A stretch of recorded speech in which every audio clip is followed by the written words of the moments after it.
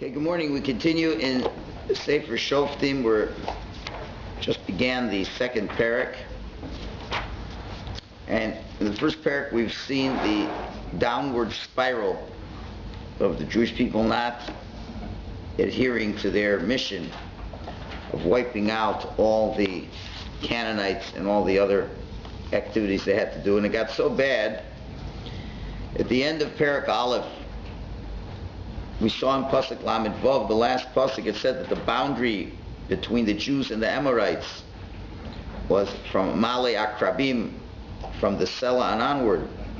So the Malvin comments over there and he says, it was a boundary as if there were two nations who made a bris, made a treaty between each other, and they kind of demarcated the boundaries between each other, and each one has their place.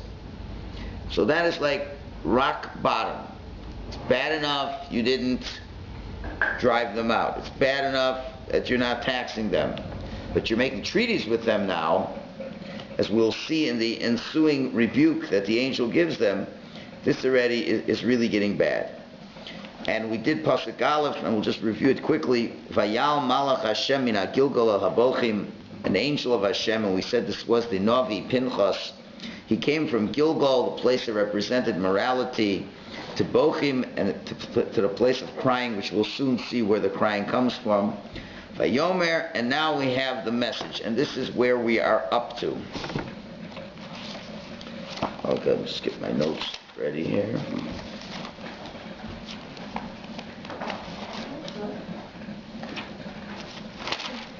This is where we are up to.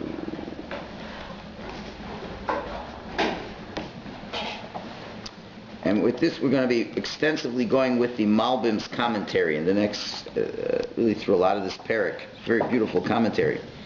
Vayomer, and the Navi speaking on behalf of Hashem says, Aleh eschem Mitzrayim, I brought you out of Mitzrayim. And that's already one good thing I did for you guys. Okay, I already took you out of Mitzrayim. In other words, out of the degradation and the lowest of Mitzrayim. It couldn't be any lower than that. It took you from the lowest to the low. And I brought you into the land that I swore to your forefathers, which is Eretz Yisrael, which means I'm bringing you to the highest of the highest places where you can be. Look at the difference of how far you've come through my graciousness. Va'omar, and I said, and the Bible puts it between the lines as it were. He says, and after I did all that to you, I thought to myself, you would eternally be grateful to me. And you would understand how you'd be required to serve me and to praise me. And that should be never ending. And therefore, with that assumption in mind, Vomar, and I said, Lo afer brisi itchem la'olam, and I will never nullify my covenant with you. I'll never nullify that treaty that I made with you. And unfortunately, that was my plan. But unfortunately, Pasuk Beis, Vatem, and what were you supposed to do? What were you supposed to do? Vatem lo sichresu bris liyoshvei haaretz hazos. And you should not make a covenant with the people who live in this land. Because obviously if you make a covenant with the enemies of Hashem, there's going to be a contradiction in the covenants. If Hashem said, I made a covenant with you, I would never destroy you. And, that goes way back really to the bris bein habesarim that Hashem made between Avram, this week's parsha. Covenant is a two-way deal. You're going to spread monotheism to the world, and I will take care of you guys. And now you go make treaties with those who hate Hashem. So that treaty, when you make a treaty with an Amorite and say, yeah, you could live here, it's no problem, you live in the land of Israel with us. That is in contradiction 100% to the covenant that's between Hashem and the Jewish people. Because it's not possible that there can be within the same person a love for Hashem and a love for those who are enemies of Hashem. You can't have it always. You can't be a politician. Right? You can't. You got to stand for something.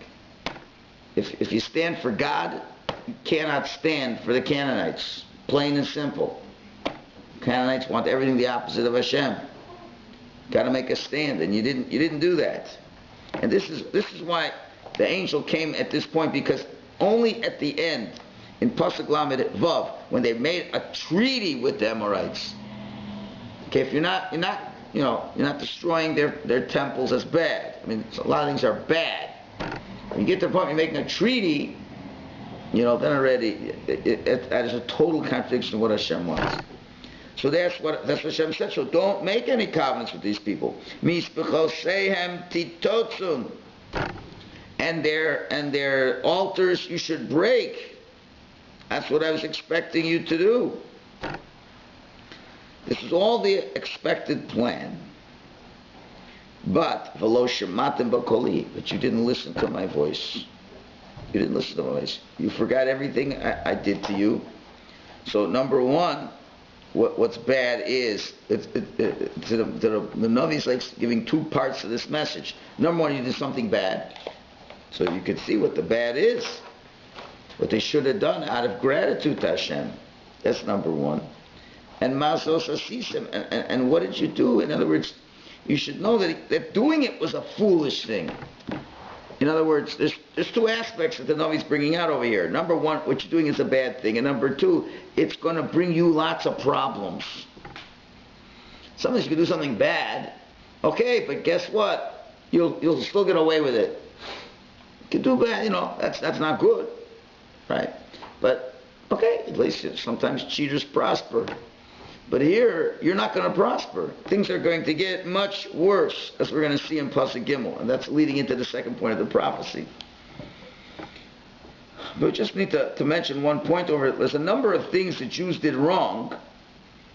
So why did the Navi pick on the fact that they didn't destroy the altars, the temples, the pagan temples?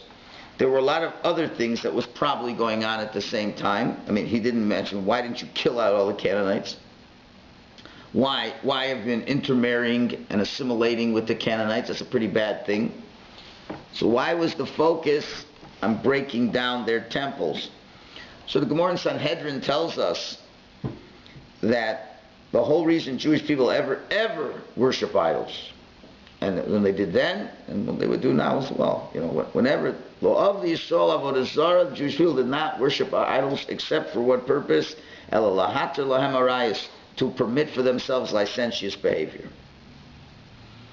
In other words, if you're not Jewish, you don't have to be moral, right? But right, if you are Jewish, you have to be moral. So if you adopt non-Jewish ceremonies, which really in effect means you live a non-Jewish life, then you can become immoral. That's the whole point. That's the bottom line. It all comes back here. It's going to always ultimately come back to morality. That's the theme that's going on over here. It's all going to come back to that immorality. And therefore, it's interesting, the wording, he says, V'lo shematem b'koli mazos asisem. So look at the order over here. Lo shematem b'koli. What does that remind you of? Mazos asisem. Nasa v'nishma. Good. Nasa v'nishma. When we received the Torah at Sinai, we became a people. The Jewish people said, Na'aseh v'nishma. We will do and we will listen. We're so dedicated to you, Hashem. Whatever you want, we're going to do. Even if we don't understand it, we're going to do it. And then one day we hope we'll understand it. But it's not contingent upon our understanding. So it was Nasa before the Nishma. Here you don't have anything. You were told, you were explained, and lo shematem, and you didn't listen. And also, Masos said, what have you done? In other words, you haven't done either. You didn't even do the Nishma and then the Nasa.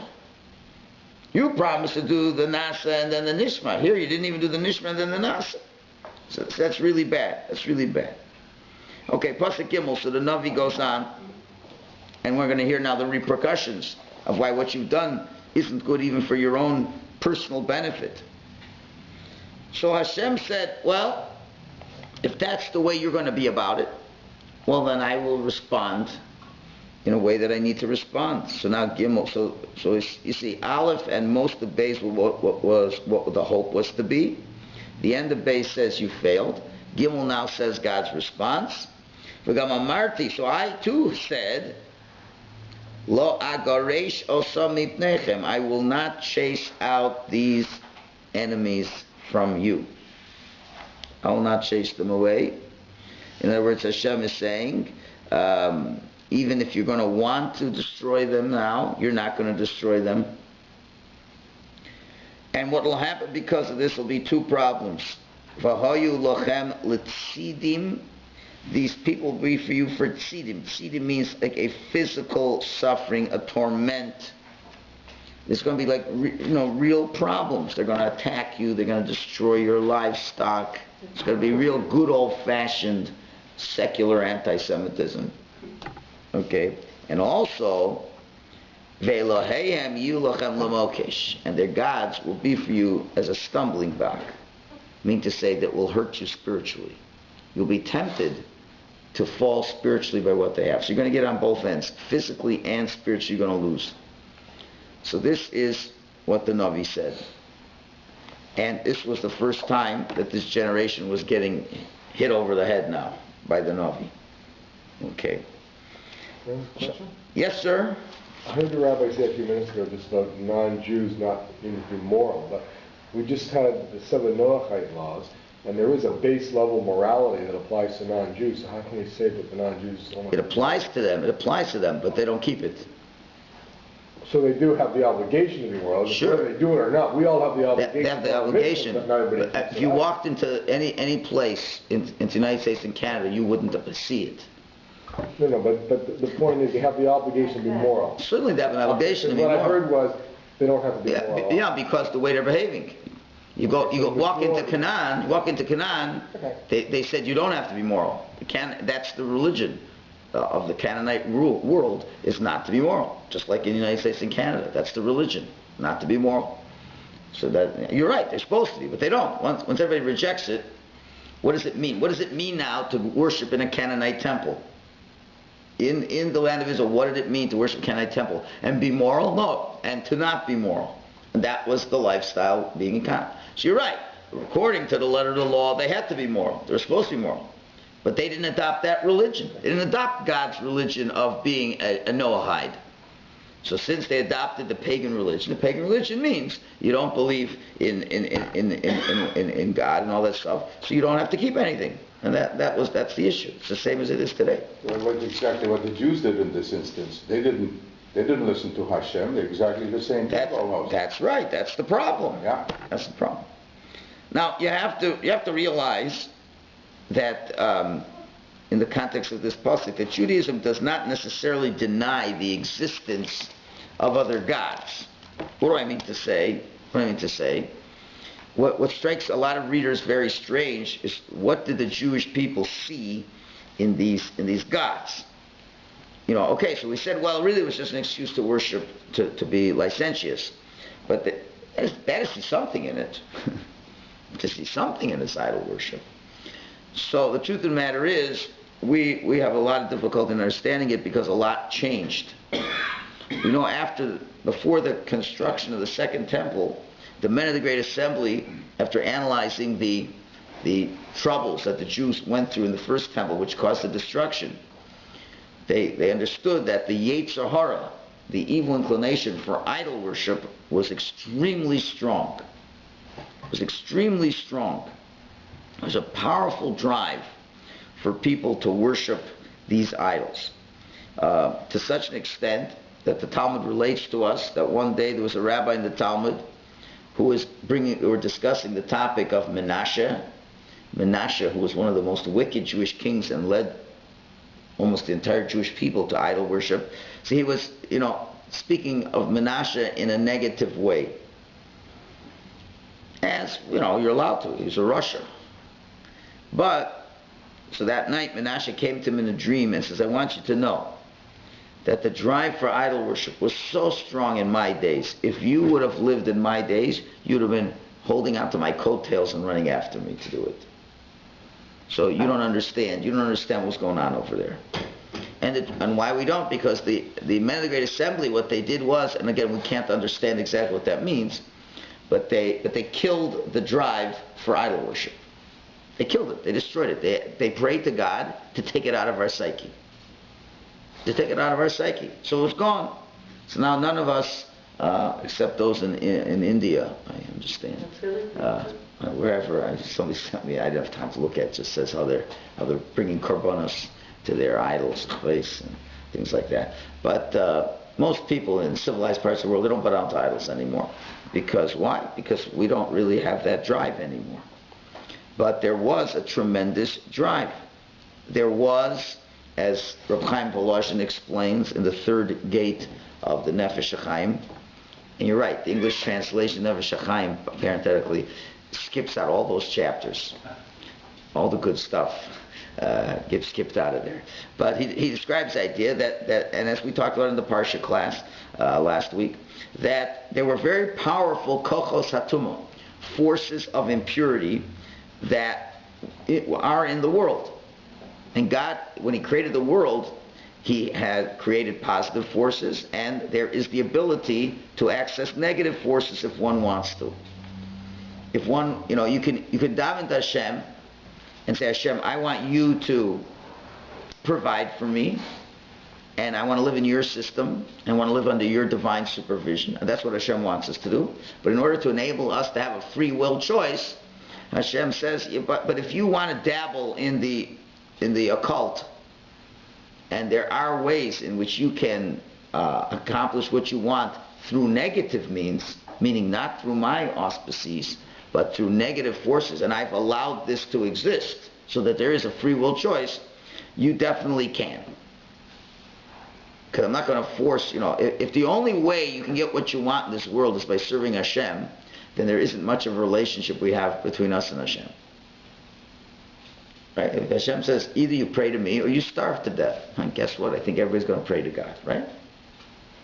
You do everything I want or I won't give you anything. Well, that kind of forces the relationship. And Hashem does not want that. So Hashem says, really, you could have everything you want in this world by one of two ways. Either you go through my system, and when it's my system, I'm pretty particular. If you don't behave, you don't get as much as you want. Because what you do matters to me, and I have to discipline you.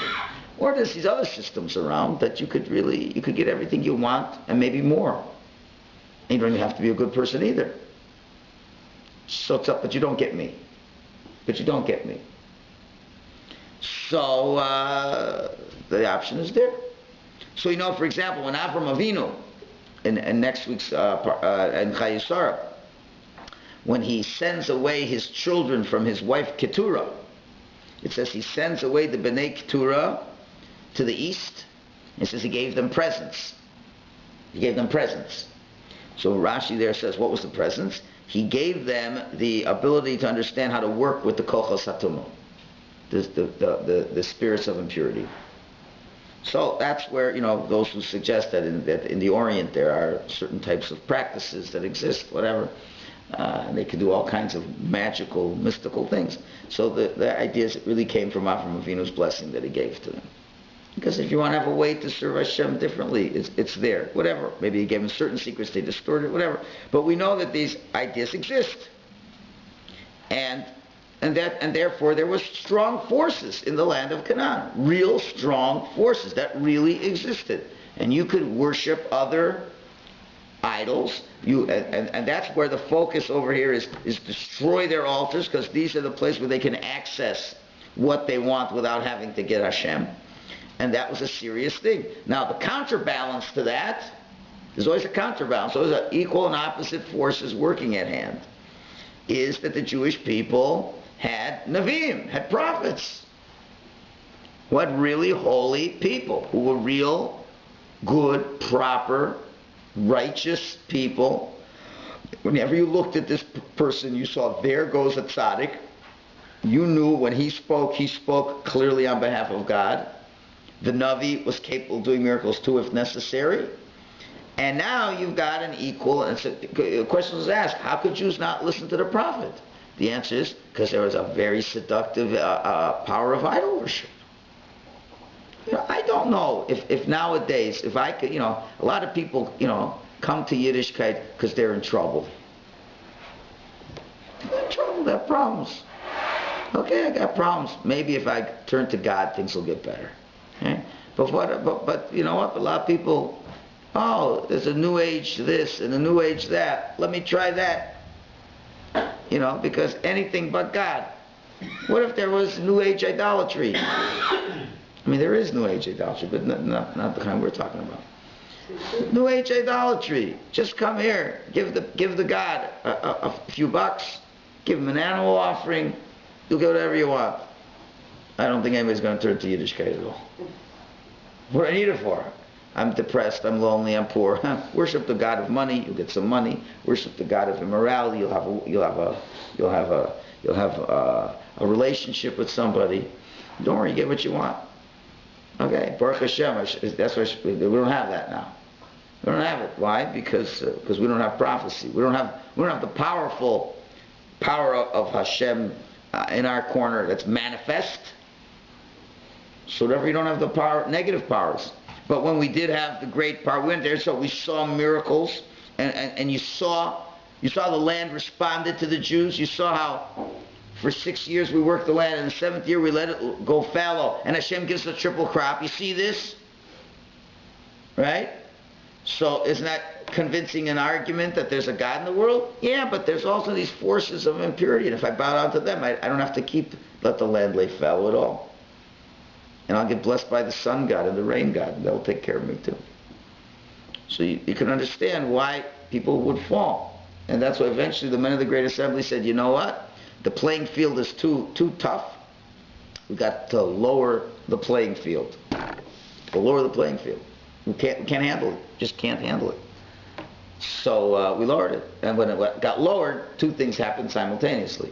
The drive for idol worship stopped, but also the ability to have prophecy stopped. So everything went down a big notch. And that's where it is today. That's where it is today. So, but there's always, but the Talmud Yerushalmi says, even though they killed the idol, the desire for idol worship to the pagan gods, it got replaced with another idol worship. What was that? The idol worship of money and materialism. That replaced it, and that's what you have today. So that's the playing field we have. So therefore, you understand that the Jews succumbed, unfortunately, and the Navi lambasts them for this. So what's the Jewish people's response in Pasuk Daled? They back into the text. Vayihi kidaber malach Hashem es advar ma'ela el kol bnei Yisrael. It was when the Navi said all these words to Jewish people. Vayisu ha'am es koilam vayivku. They raised up their voices and they cried. So there's many ways of understanding what this crying was about. We could say, on the one hand, that the crying is a crying out of tshuva. So when a person cries, that's one of the elements, one of the aspects of tshuva. But as well we know, in Bamidbar, Sefer Bamidbar, Perek Yud Aleph, we find another time that the Jewish people cried. They cried when they were upset about the manna, and they wanted other food. And Moshe heard them crying, and the rabbis say that they weren't crying over vegetables and meat.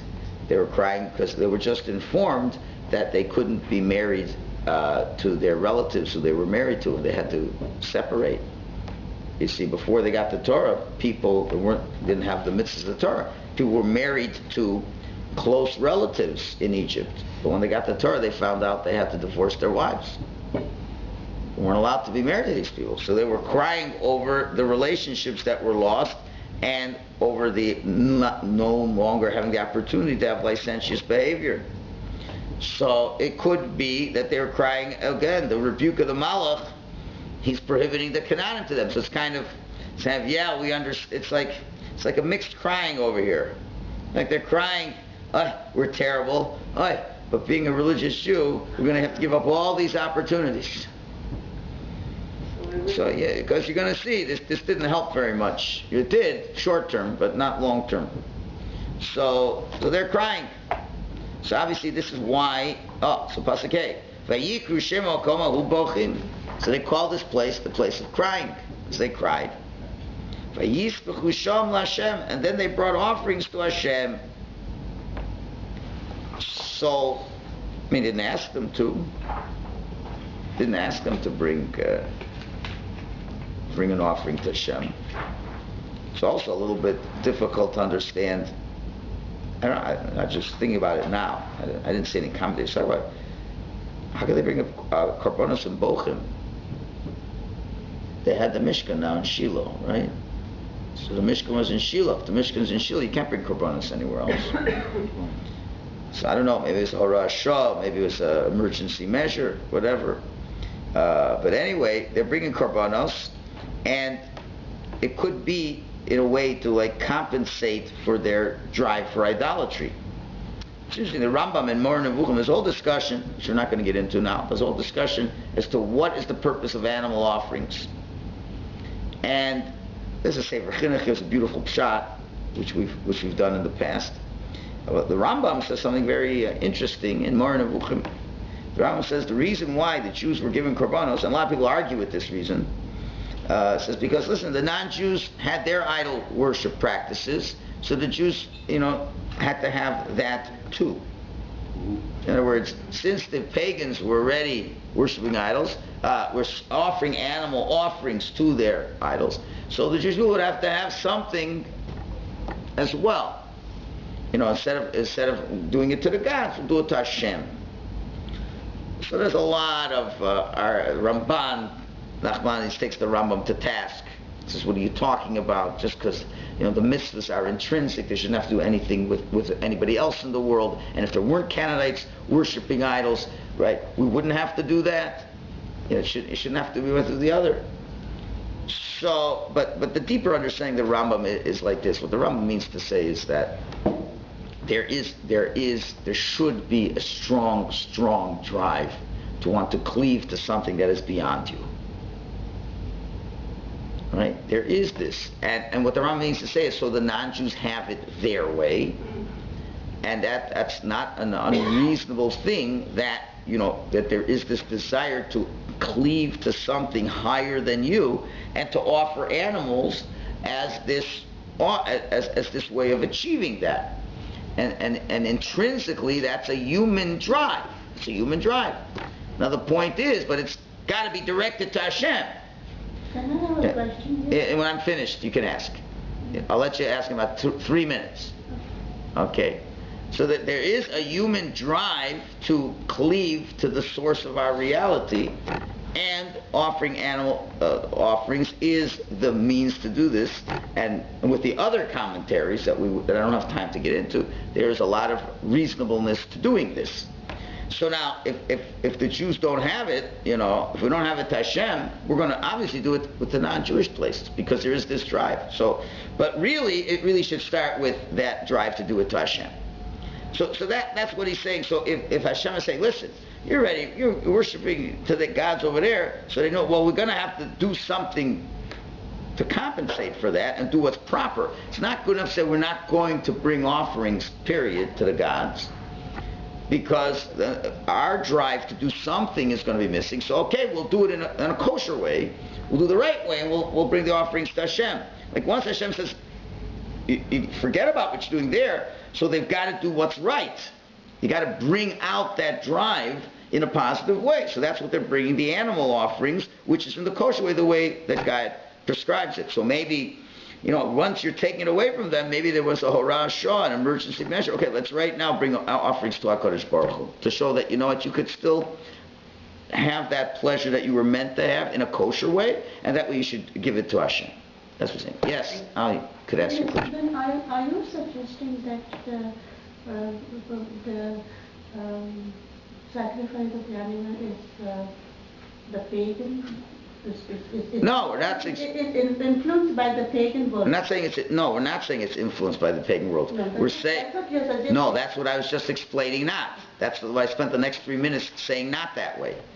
That's the questioners on the Rambam were asking the question you were asking, to which I was just addressing and saying no. No, you did suggest that. No, If you listen carefully, listen again to what I said. I just spent 3 minutes explaining how it's not rooted in paganism. There is a drive within the human being to cleave to something above. Hashem addresses that, and by giving a mitzvah to the Torah to bring offerings. If you don't do it to Hashem, then it's going to be misdirected in the wrong way, in a pagan way.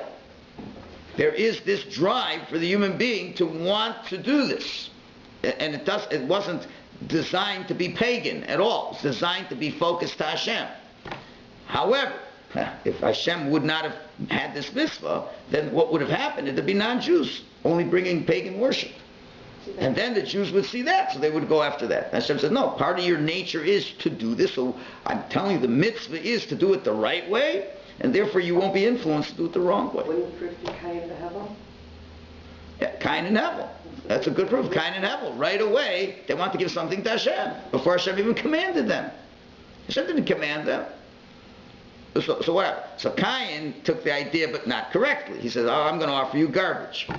Hevel says, I want to offer you the best. What's the best offering? A human, a living animal. He gave it to God. There was no commandment to do this. It's interesting. God did not command them. So what does that mean? I mean, intrinsically by nature, human being understands, I can get close to Hashem by offering an animal. Okay, so now if there be no Torah, what would have happened? What did happen? Before God made the commandments, right? Or they didn't listen to the commandments. What happens is the world then took Hevel's offering and this idea, and then it got distorted. So Hashem is saying there is going to be this human drive. I've made it there. I made it the human being wants to elevate himself and cleave to something higher. So the Torah wants to have it be in the right direction.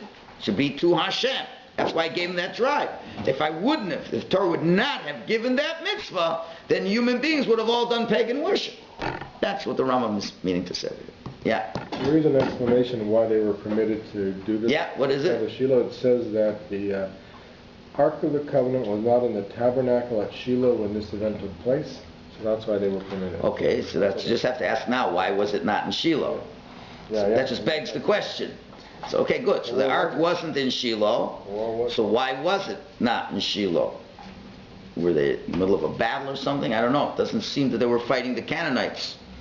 Okay, we need, did he say which commentary that is? Meshech Chochmah? Meshech Chochmah. Okay, I'll have to look that up. Shkoyach. Rabbi? Yes, ma'am. It's also referring here to the timing, that's what it is. So quick, they already started to do the Mokesh of the Elohim will be a Mokesh to you. Why? Because the Malach comes and he tells them that he will, he's telling them that you're going to be, there will be L'Tzidim, Elohim. Right. And a sentence after he tells them that, they're already starting to do exactly what it says. Why? Because they're already working back in the wrong place. No, Lashem. No, this is Lashem. This is the right place. But still, they should not do it there. They should do I don't know. In the Avona Kodesh. Okay, so we have to look and see why that wasn't there. No, but it shows You see the Metzudas. Yeah, I understand. You see, Metzudas David says that they regretted their actions and therefore they brought a korban to pacify Hashem. They want to bring korban to Hashem. We have to understand why the Mishkan, why the Aron wasn't in Shiloh. We have to know why. But assuming it was kosher, okay, maybe we'll have to see. Maybe we'll argue on the Meshech Chochmah. There's a mistake. Maybe we'd have to look further. I didn't see anybody on the spot comment, so we'll have to see. The Meshech Chochmah, there's no Meshech Chochmah on Novi. It's in the Chumash. So they probably said. Did he say where the Meshech Chochmah is? Did he say where it is? Yeah, Dvarim. Dvarim? Yeah. Okay, so that narrows it down to a whole book. No, it tells exactly. Yeah? Okay, good. Okay, so we'll see what we can find over there. All right, let's move on now to Pasuk Vav. So now, Pasuk Vav to Pasuk Yud, the next 5 psukim, again, is a flashback. We had one in Perek Aleph, and I got one in Perek Beis. Through Vav and Yud is a flashback, and there's a lot of similarities. What we're going to read now was nearly identical to what is at the end of Sefer Yehoshua, which was in Perek Chav Daled, Psukim, right at the end.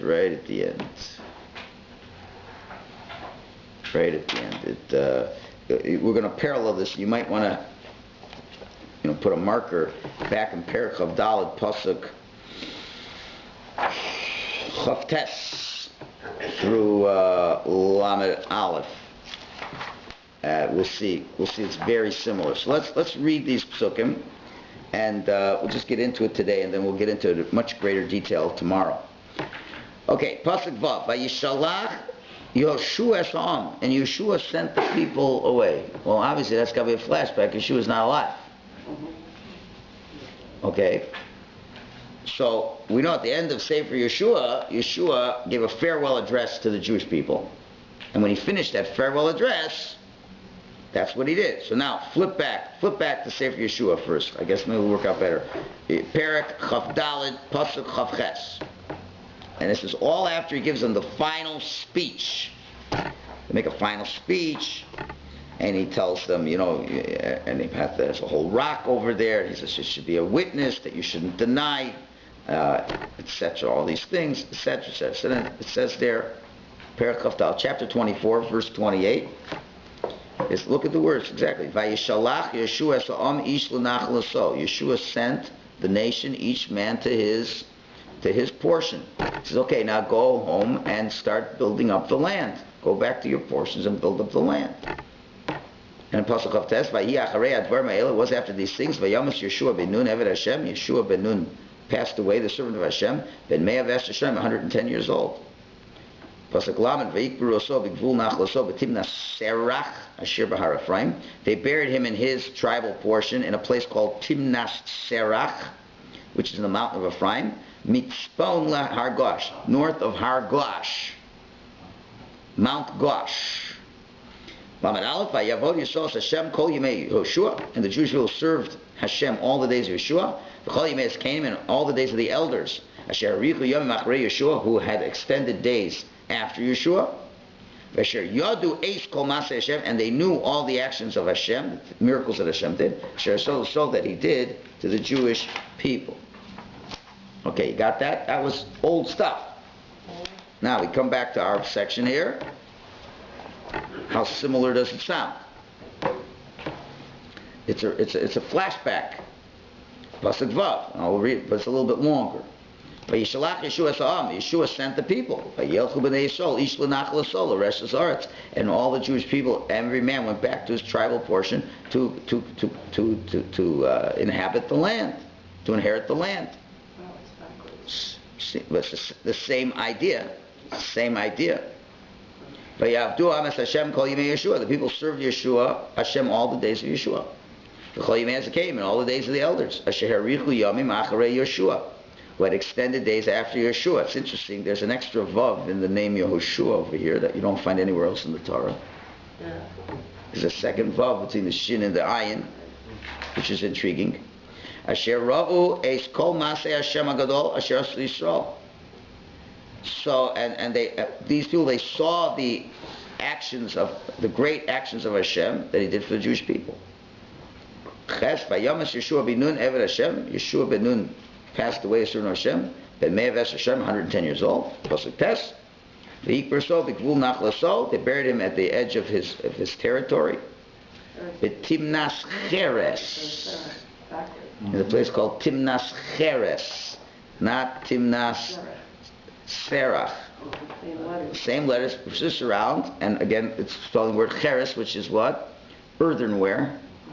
Coming back to the theory. Now there, Chazal say over here, they say when a person dies, he's like a broken earthenware vessel, which is true. But again, somehow if it's put into this book, into this parak, half the Jewish people are not dealing with the idols properly, so the cheres comes back, the earthenware, that which the Jews were supposed to break and destroy, is coming back to haunt them. Okay, it's buried in Har Ephraim, Mitzvon Har Gosh, to the north of Mount Gosh. Now here's a totally extra pasuk. And all this generation was gathered up to its fathers, that generation. And this is all brand new now. And a new generation came up after them, Asher lo yadu es Hashem, that did not know Hashem. Beganas HaMasa Asher Asher, on the things he did to the Jewish people. Because now all the elders passed away, that old generation was gone, right? This is now a while now. Remember, Yeshua was the leader for 28 years. The big miracles happened in the first 7 years.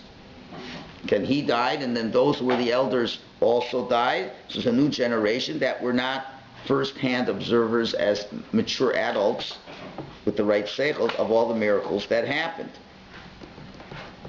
Okay, so the question is, like, so what's this flashback doing over here? What's this flashback doing over? What's the purpose of this flashback? Right, because we've been talking about the rebuke that the angel gave them, and now they felt bad about it, that charata. Now we're going back to describing what happened when Yeshua died. So, like, what's the purpose of this? And this will bring us back to the question that Shelley asked before. And the obvious question that has to be asked is, how could it be that the Jewish people could sin like this? After all that happened, how could the Jewish people sin like this? So we will discuss tomorrow with the Sefer Parshas Sefer May. He's going to say that these 5 psukim is the express intent of these psukim is to explain how that happened. But you have to have a very, very sophisticated reading of the text. But before we get there, let's just point out a few important things that we need just in terms of the text itself. We know there was something very bad that is hinted to in these psukim, especially in Pasuk Zion and in Pasuk Tes, which was mentioned before as well. It says that the elders who extended Harichu Yomim Achrei Yeshua, they have extended days after Yeshua. It didn't say Harichu Shanim, they extended years after Yeshua. From this we learn that those who are lazy in the eulogizing of a tzaddik when he dies, their days are cut short. And if you recall, remember when we learned Yeshua, we spent a lot of time on this. I rechecked on our website, had a few lessons on this idea, that when Yeshua died, the Jewish people were not eulogizing him the way they should have. When he died, it didn't say that they mourned and cried for 30 days like they did for Moshe Rabbeinu. And therefore, since they didn't eulogize him properly, 2 things happened. Number 1, it mentions that he was buried to the north of Mount Goash. Mount Goash. And the rabbi said, we looked throughout all the maps of Israel, there's no place called Mount Goash. So they say the word Goash means a volcanic eruption.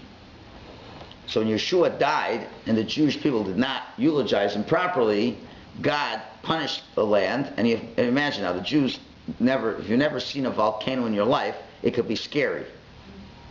It's also those nice docile mountains in Eretz Yisrael, which wouldn't hurt a fly. So there was some mountain over there, and it started to volcanically erupt. Right? Why? God was upset with the Jewish people that they didn't eulogize Yeshua properly. So they already threatened to destroy them. That was one problem. So after that, they got scared. So okay, they put up by his matzeva, by the monument, they put a picture of the sun to say, woe to the man who was able to have the sun stand still. He's not with us anymore. Try to compensate. But that was bad. Gosh also comes to the word being lazy. And the second thing that happened as a result is that the elders did not have such a long life as they could have. They extended days but did not extend years because they did not eulogize them properly, which only makes sense. If you don't eulogize a person properly, that means you really are not, you're not focusing on a person's life. You're not evaluating. You're not saying, listen, this is what he meant to us. The person's no longer with us. He accomplished so much. There's so much missing now. We have to make up for what's missing. That's what the purpose of eulogies is about. This force isn't with us anymore now. Each of us have to take on part of this role. If you don't eulogize it, well, that was then. This is now. It's not such a big deal. So Hashem says, okay. So if his life wasn't such a big deal, I guess your life isn't such a big deal either. And you can go early too. Okay, this is just a taste of what's coming up tomorrow. So tomorrow we will give a full treatment of this subject, and we will have a better understanding as to why things fell apart at this time.